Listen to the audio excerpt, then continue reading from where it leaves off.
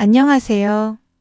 15년차 시중은행 VIP 자산관리 담당 박수정입니다.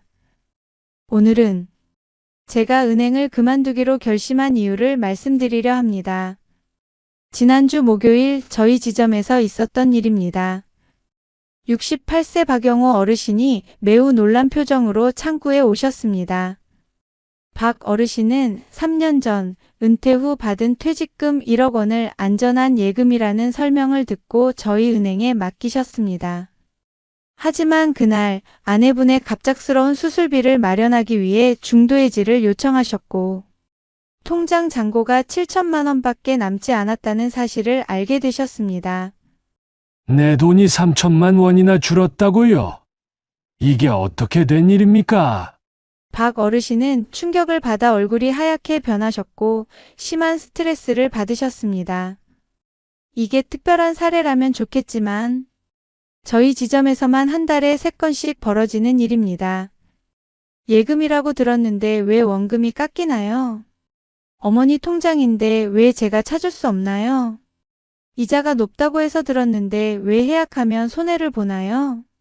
매일같이 들려오는 이 질문들. 저는 더 이상 그 질문에 규정대로만 답할 수 없어 이 자리에 섰습니다. 오늘 저는 15년간 은행 창구에서 보고 들은 절대 알려주지 않는 시니어 자산관리의 위험한 진실들을 말씀드리겠습니다. 특히 지금 알려드릴 3가지만 기억하신다면 여러분의 평생 자산을 지킬 수 있습니다. 첫째, 은행에서 예금이라고 해도 실제로는 원금이 보장되지 않는 상품이 많습니다. 둘째, 고령자가 되면 자신의 통장도 마음대로 찾을 수 없게 되는 순간이 옵니다. 셋째, 이 모든 것을 예방할 방법은 생각보다 간단합니다. 이 영상을 끝까지 시청하시면 단 10분 만에 평생 모은 자산을 지키는 5가지 방법과 은행 직원들도 자기 부모님에게만 알려주는 진짜 안전한 예금 방법을 알려드립니다. 특히 마지막에 알려드릴 예금자 보호 활용법은 이 영상에서만 공개하는 내용입니다. 지금부터 제가 은행원으로서 단 한 번뿐인 고백을 시작하겠습니다. 좋아요와 구독 버튼을 미리 눌러두시면 더 많은 금융 꿀팁을 계속 받아보실 수 있습니다. 이런 일이 왜 벌어질까요? 은행 창구에서 예금이라고 불리는 상품들 중 상당수가 사실 예금이 아닙니다. 저는 지금 제 직업을 걸고 말씀드립니다. 은행 직원들은 저축성 보험을 예금이라고 설명하는 경우가 너무나 많습니다. 왜 그럴까요? 솔직히 말씀드리면 일반 예금보다 저축성 보험을 팔 때 은행과 직원들에게 더 높은 수수료 인센티브가 주어지기 때문입니다.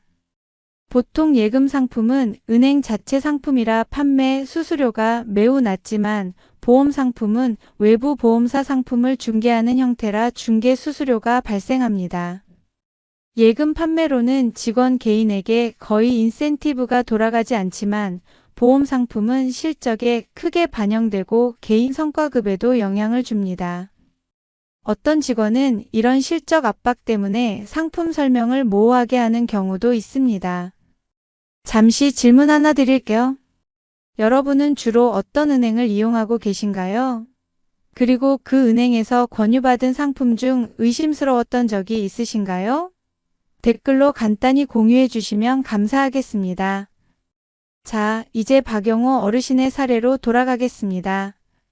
3년 전 퇴직금 1억 원을 가지고 저희 은행에 오셨습니다. 당시 담당 직원은 이렇게 말했습니다. 박 선생님, 지금 특별 예금이 나왔는데요. 일반 예금보다 금리가 1.2% 더 높습니다. 게다가 10년 유지하면 비과세 혜택까지 있어요. 이자가 쏠쏠하실 겁니다. 박 어르신은 그럼 예금이니까 중도에 찾아도 원금은 보장되죠? 라고 물으셨습니다. 담당자는 물론이죠. 다만 중도해지 시에는 특별 이자 혜택이 없어집니다. 라고 답했습니다. 하지만 실제로 가입하신 상품은 저축성 보험이었습니다. 계약서 깊숙한 곳에는 중도해지 시 해지 환급금은 납입한 보험료보다 적을 수 있습니다. 라는 문구가 있었죠. 3년 후 아내분의 수술비가 필요해진 박 어르신은 3천만 원의 원금 손실을 떠안게 되셨습니다. 이건 어제 오늘 일이 아닙니다. 김 어르신 72세은 농사일하며 평생 모은 3천만 원을 잃으셨습니다. 이 어르신 67세은 손주 대학 등록금을 마련하려다 2천만 원을 날리셨습니다. 최 어르신 70세은 병원비를 찾으려다 입금액의 절반 가까이 증발한 것을 보고 큰 충격을 받으셨습니다. 이런 피해를 입으신 어르신들의 공통점이 무엇일까요? 모두 나는 예금에 가입했다고 믿으셨던 분들입니다. 제가 가장 화가 나는 부분은 어르신들께 이런 상품을 설명할 때 대부분의 직원들은 예금, 적금, 저축이라는 단어를 반복해서 사용한다는 겁니다. 안전하고 확실한 저축 상품입니다. 예금보다 높은 금리로 모을 수 있는 적금형 상품입니다. 노후 준비를 위한 확실한 저축 방법입니다. 이런 말들이 얼마나 오해를 불러일으키는지 은행원들은 너무나 잘 알고 있습니다. 어떻게 이런 함정을 피할 수 있을까요? 제가 제 부모님께 알려드린 방법을 그대로 말씀드리겠습니다. 첫째, 계약서에 보험이라는 단어가 한 번이라도 등장하면 그건 예금이 아닙니다. 둘째, 중도해지 시 얼마를 받을 수 있나요? 라고 직접 물어보세요. 셋째, 이 상품은 예금자 보호 대상인가요? 라고 꼭 확인하세요. 이런 간단한 질문 하나로 여러분의 평생 자산을 지킬 수 있습니다. 다음으로 시중은행에서 판매하는 또 다른 위험한 상품, 펀드와 ELS의 함정에 대해 말씀드리겠습니다. 저는 지난 2년간 저희 지점에서만 30명 이상의 어르신들께서 펀드와 ELS 때문에 고민하시는 모습을 봤습니다. 펀드와 ELS는 무엇일까요? 쉽게 설명해 드리겠습니다. 펀드는 여러 사람의 돈을 모아 주식이나 채권에 투자하는 상품입니다. ELS는 주가 연계 증권으로 특정 조건이 충족되면 높은 수익을 아니면 큰 손실을 볼 수 있는 상품입니다. 은행 창구에서는 이런 상품을 어떻게 설명할까요? 안정적인 투자 상품입니다. 예금보다 수익률이 좋은 금융 상품입니다. 원금 손실 가능성은 아주 낮습니다. 특히 안정형 펀드라는 말은 정말 주의하셔야 합니다. 지난해 저희 은행에서 있었던 실제 사례를 말씀드리겠습니다. 이 어르신 72세은 평생 모은 5천만 원을 안정형 펀드에 투자하셨습니다. 담당 직원은 국내 우량 채권에 투자해 안정적인 수익을 추구하는 상품이라고 설명했습니다. 6개월 후 금리 인상으로 채권 가격이 하락하면서 이 어르신의 투자금은 4,200만 원으로 줄었습니다. 800만 원이 그냥 사라진 겁니다. 이 어르신은 예금보다 안전하다고 했는데 어떻게 이렇게 될 수 있냐며 당황하셨습니다. 또 다른 사례를 들어볼까요? 최 어르신 68세는 8천만 원을 ELS에 투자하셨습니다. 직원은 3년 동안 주요 지수가 일정 수준 이상만 유지되면 연 5%의 수익을 보장하는 상품이라고 설명했습니다. 그런데 코로나 팬데믹으로 전 세계 증시가 폭락하면서 조건을 충족하지 못했습니다. 결과적으로 최 어르신은 2,500만 원의 손실을 보게 되셨습니다. 은행 창구에서 이런 상품을 권유할 때 가장 많이 쓰는 말 아시나요? 이번에 나온 상품은 특별해서 곧 마감됩니다. 지금 아니면 기회가 없을 수 있어요. 제가 특별히 선생님께만 추천해 드리는 겁니다. 이런 말을 들으시면 무조건 생각해보고 결정하겠다고 하세요. 절대 그 자리에서 결정하지 마세요. 저는 제 어머님 73세께 이렇게 알려드렸습니다. 엄마, 은행에서 예금 말고 다른 상품을 권하면 무조건 집에 가서 아들과 상의해 보겠다고 하세요. 그리고 꼭 저한테 물어보세요. 그리고 이 한 가지만은 꼭 기억하세요. 은행에서 예금보다 금리가 1%라도 높은 상품을 권한다면 그건 100% 원금 손실 가능성이 있는 상품입니다. 우리나라 시중 금리가 3% 초반인 상황에서 45%의 수익률을 약속하는 상품은 반드시 위험이 있습니다. 제가 어르신들께 드리는 조언은 간단합니다. 안전한 예금에 만족하세요. 1%더 받으려다 원금의 30%를 잃는 것보다 적은 이자라도 원금을 지키는 게 중요합니다. 특히 70세 이상이시라면 자산의 80% 이상은 예금자 보호가 되는 정기예금에 보관하세요. 손주들 용돈 더 주는 것보다 중요한 건 본인의 병원비입니다. 여러분이나 주변 분들 중에도 비슷한 경험이 있으신가요? 은행에서 이런 상품 권유 받으셨던 적이 있다면 어떻게 대처하셨는지 댓글로 공유해 주세요. 또한 평생 모은 자산을 지키기 위해 여러분만의 노하우가 있다면 다른 분들을 위해 알려주시면 감사하겠습니다. 댓글에 남겨주신 내용은 제가 직접 확인하고 소통하겠습니다. 다음으로 많은 어르신들께서 간과하시는 또 다른 위험. 갑작스러운 사고나 질병으로 인해 본인 통장도 찾을 수 없게 되는 상황에 대해 말씀드리겠습니다. 치매만이 아닙니다. 갑작스러운 뇌졸중, 심근경색, 교통사고, 입원. 이런 응급 상황이 찾아오면 평소에는 당연히 출금할 수 있던 내 돈을 가족도 찾을 수 없게 됩니다. 실제로 지난달 저희 은행에서 있었던 일입니다. 김 어르신 66세는 갑작스러운 뇌출혈로 의식을 잃고 중환자실에 입원하셨습니다. 수술비를 마련하기 위해 딸이 아버지 통장을 들고 왔지만 저희는 법적으로 돈을 지급할 수 없었습니다. 이처럼 건강할 때는 상상도 못했던 위기 상황이 언제든 찾아올 수 있습니다. 이제 많은 어르신들께서 간과하시는 또 하나의 큰 위험에 대해 말씀드리겠습니다. 내 통장인데 내가 못 찾는 상황이 올 수 있다는 점입니다. 최근 저희 은행에서 있었던 사례를 들려드리겠습니다. 장 어르신 75세은 평생 알뜰하게 모은 8천만 원을 정기예금에 예치해 두셨습니다. 그런데 갑자기 뇌경색으로 쓰러져 의식불명 상태가 되셨습니다. 아들과 딸이 수술비와 병원비를 마련하기 위해 통장과 도장을 들고 은행에 왔습니다. 이들은 당연히 부모님의 돈을 찾을 수 있다고 생각했습니다. 하지만 현실은 달랐습니다. 죄송합니다. 본인 명의 통장은 본인만 찾을 수 있습니다. 가족이라도 법적 권한이 없으면 불가능합니다. 아들은 당황했습니다. 이게 말이 됩니까? 아버지가 의식이 없는데 어떻게 본인이 찾으러 오겠습니까? 당장 수술비가 필요한데. 하지만 저희도 어쩔 수 없었습니다. 금융실명제법상 가족이라도 명의자의 동의 없이는 금융거래를 대리할 수 없기 때문입니다.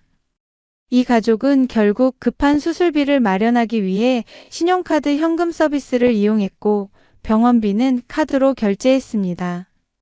또 다른 사례도 있습니다. 김 어르신 83세은 치매 진단을 받은 후 요양원에 입소하셨습니다.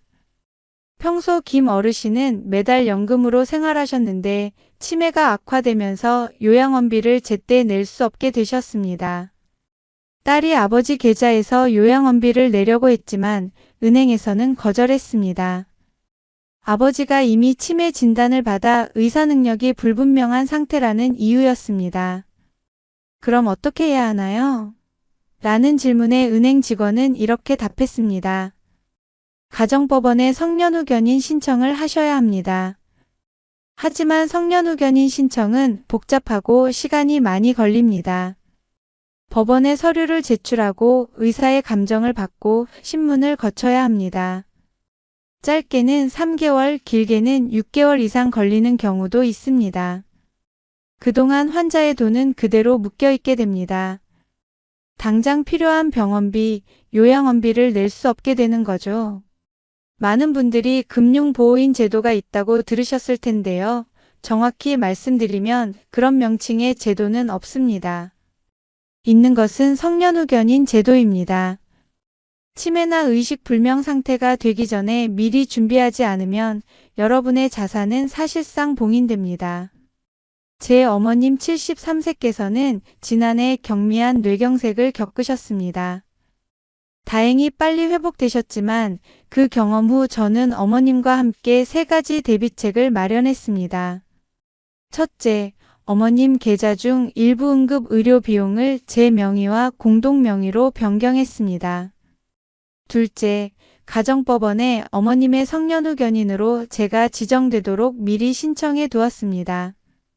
셋째, KB국민은행의 성년후 견제도 지원신탁에 가입했습니다. 이 3가지만 해두어도 만약의 사태에 대비할 수 있습니다. 은행별로 비슷한 서비스가 있습니다. KB국민은행의 성년후견제도 지원신탁, 하나은행의 치매안심 성년후견 지원신탁, 신한은행의 후견제도 지원신탁 등이 있으니 참고하세요.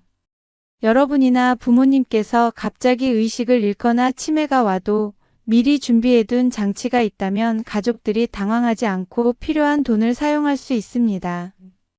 다음으로 시니어 자산관리의 마지막 핵심, 예금자 보호제도를 활용한 안전한 자산관리 방법에 대해 알려드리겠습니다. 자, 이제 제가 정말 강조하고 싶은 부분입니다. 어떻게 하면 시니어분들이 원금 손실 없이 안전하게 자산을 관리할 수 있을까요? 은행 창구에서 15년간 수천 명의 고객을 상담하며 깨달은 가장 중요한 원칙 3가지를 알려드리겠습니다. 첫째, 예금자 보호제도를 200% 활용하세요. 2025년 9월 1일부터 예금자 보호 한도가 5천만 원에서 1억 원으로 상향됩니다. 이건 정말 좋은 소식입니다. 그런데 이 제도를 더 똑똑하게 활용하는 방법이 있습니다. 예금자 보호는 은행별로 각각 적용됩니다. 즉, KB국민은행에 1억, 신한은행에 1억, 우리은행에 1억. 이렇게 분산 예치하면 모두 보호받을 수 있습니다. 게다가 퇴직연금이나 연금저축은 별도로 1억 원까지 추가 보호됩니다. 이 원칙만 기억하셔도 어르신들의 자산을 확실히 지킬 수 있습니다. 실제 사례를 들어볼까요? 이 어르신 68세는 퇴직금 3억을 안전하게 관리하고 싶으셨습니다. 제 조언대로 다음과 같이 자산을 분산하셨습니다. KB국민은행 정기예금 1억 원, 신한은행 정기예금 1억 원, 우리은행 정기예금 1억 원. 그 결과 3억 원 전액이 예금자 보호를 받게 되었고 어떤 은행이 파산하더라도 원금을 지킬 수 있게 되셨습니다. 둘째, 긴급자금은 별도 관리하세요. 많은 어르신들께서 간과하시는 부분인데 병원비처럼 갑자기 필요한 돈은 장기 금융상품에 묶어두지 마세요. 저는 제 어머님께 자산의 20%는 긴급자금으로 별도 관리하라고 조언했습니다. 어머님께서는 이렇게 나누어 관리하고 계십니다. 일반 저축 예금 입출금 자유 1천만 원 긴급 의료비용. 자녀와 공동명의 통장 2천만 원 응급상황 대비. 나머지 80% 정기예금으로 분산관리. 특히 공동명의 통장은 치매나 의식불명 상태가 되었을 때 가족이 바로 사용할 수 있어 중요합니다. 셋째, 금리보다 안전성을 우선하세요. 제가 상담했던 수많은 시니어 고객 중 후회하지 않으신 분들의 공통점은 단 하나였습니다. 욕심내지 않았다는 것입니다. 예금 금리가 3%인데 5%를 약속하는 상품은 반드시 위험이 있습니다. 1%라도 더 받으려다 원금의 30%를 잃는 경우가 너무 많습니다. 또한 많은 어르신들께서 집에 금고를 두고 현금을 보관하시는데 이것도 주의하셔야 합니다. 최근 이 어르신 77세의 사례가 있습니다. 어르신은 은행보다 안전하다며 집에 지문인식 금고를 두고 5천만 원을 보관하셨습니다. 그런데 갑자기 넘어져 손가락을 크게 다쳐 지문이 인식되지 않았고 급한 병원비를 찾을 수 없었습니다. 또 다른 사례로 오 어르신 81세는 집에 현금을 숨겨두셨다가 기억력이 떨어지면서 그 위치를 완전히 잊어버리셨습니다. 결국 3천만 원이 집 어딘가에 있는데도 찾지 못하는 상황이 되셨습니다. 이런 일은 생각보다 자주 발생합니다. 금고를 사용하신다면 꼭 지문인식과 비밀번호 두 가지 방식 모두로 열 수 있는 제품을 선택하세요. 그리고 반드시 신뢰할 수 있는 가족 한 명에게는 비밀번호를 알려두세요. 또한 현금 보관 위치는 반드시 기록해 두거나 가족과 공유하는 것이 좋습니다. 특히 70세 이상이시라면 다음 원칙을 꼭 지키세요. 자산의 80% 이상은 예금자 보호가 되는 정기예금에 보관. 나머지 20% 중 절반은 긴급자금으로 쉽게 찾을 수 있게 관리. 투자는 여유자금으로만 소액으로 시작. 이 원칙만 지키면 어떤 상황에서도 여러분의 노후 자금은 안전할 수 있습니다. 이제 중요한 주의사항을 하나 더 말씀드리겠습니다. 바로 계좌 분산의 함정입니다. 박 어르신 75세은 예금자 보호를 위해 5개 은행에 각각 8천만 원씩 분산 예치하셨습니다. 완벽한 방법처럼 보였죠. 그런데 어느 날 보이스피싱 전화를 받으셨습니다. 귀하의 계좌가 범죄에 연루되었으니 안전계좌로 옮겨야 한다는 말에 속아 돈을 모두 송금하셨습니다. 문제는 그 후입니다. 박 어르신은 사기를 당했다는 사실을 알고 즉시 경찰과 은행에 신고하셨습니다. 그러자 모든 계좌가 지급정지 조치되었습니다. 보이스피싱 피해자는 금융회사 고객센터나 경찰서에 계좌 지급 정지 신청을 한 후 피해구제 절차를 거쳐야 하며 이 과정은 채권 소멸 기간 2개월과 환급 결정 기간 2주를 포함해 약 10주가 소요됩니다. 그 결과 박 어르신은 5개 은행 모든 계좌가 동결되어 한 푼도 인출할 수 없게 되셨습니다. 병원비와 생활비가 필요했지만 모든 자산이 묶여버린 것입니다. 이런 위험을 피하려면 계좌 분산 시 다음 원칙을 꼭 지키세요. 1. 한 은행의 비상금 계좌를 반드시 따로 만들어 두세요. 다른 계좌와 섞지 마세요. 2. 자녀와 공동명의 계좌를 하나 개설해 긴급 의료비를 보관하세요. 3. 본인 계좌 일괄 지급 정지 서비스를 알아두세요. 보이스피싱 피해 발생 시 이 서비스로 선택적으로 계좌를 지급 정지할 수 있습니다. 요즘 많은 유튜버들이 이 상품 들어라, 저 상품 들어라 하며 고수익을 약속하는데요. 그런 말에 현혹되지 마세요. 고수익은 항상 고위험을 동반합니다. 제가 정말 추천하는 방법은 이렇게 단순합니다. 여러 은행에 분산 예치하고 모두 예금자 보호 한도 내에서 관리하되 비상금은 반드시 별도로 관리하세요. 여러분이 이 영상을 보고 계신다면 지금 당장 자신의 자산을 점검해 보세요. 한 은행에 1억 이상 예치하고 계신가요? 원금 보장이 안 되는 상품에 큰 금액을 투자하셨나요? 응급 상황에 대비한 준비가 되어 있나요? 이 3가지 질문에 하나라도 네라고 답하셨다면 가능한 빨리 자산 재배치를 고려해 보세요. 다음으로 마지막 페이지에서는 지금까지 말씀드린 모든 내용을 쉽게 실천할 수 있는 시니어 자산 지키기 체크리스트를 알려드리겠습니다. 자, 지금까지 제가 말씀드린 시니어 자산 관리의 핵심 내용을 정리해 드리겠습니다. 아래 체크리스트를 따라 점검해 보세요. 시니어 자산 지키기 체크리스트. 원금 손실 예방 체크. 모든 금융상품의 계약서에 보험, 펀드, ELS 단어가 있는지 확인했나요? 중도해지 시 원금 손실 가능성이 있는지 직접 물어봤나요?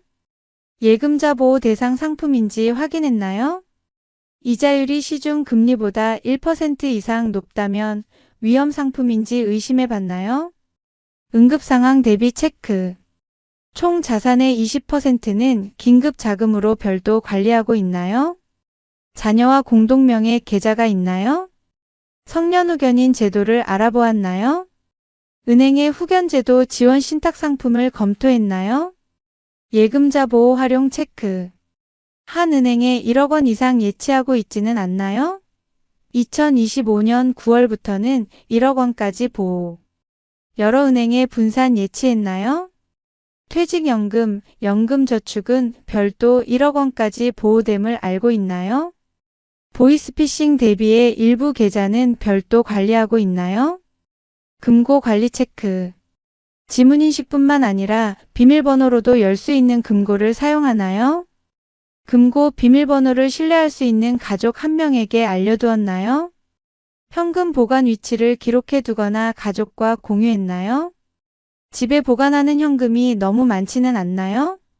이 체크리스트 항목 중 하나라도 아니오라고 답한 것이 있다면 가능한 빨리 조치를 취하세요.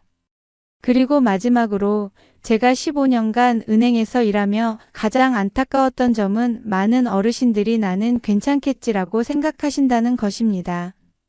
하지만 우리는 모두 언제든 응급 상황에 처할 수 있고 예상치 못한 일을 당할 수 있습니다.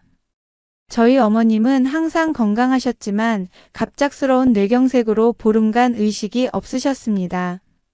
제가 은행원이었기에 미리 준비했던 것들이 그때 큰 도움이 되었습니다. 여러분도 지금 건강하다고 방심하지 마시고 제가 알려드린 방법들을 통해 미리 준비해 두세요. 이 영상을 통해 단 한 분이라도 자산을 지키는데 도움이 되었다면 그것으로 충분합니다. 여러분은 어떤 방법으로 자산을 관리하고 계신가요? 혹시 은행에서 예금이라고 들었는데 알고 보니 다른 상품이었던 경험이 있으신가요? 또는 갑작스러운 상황에서 돈을 찾지 못해 당황했던 적이 있으신가요?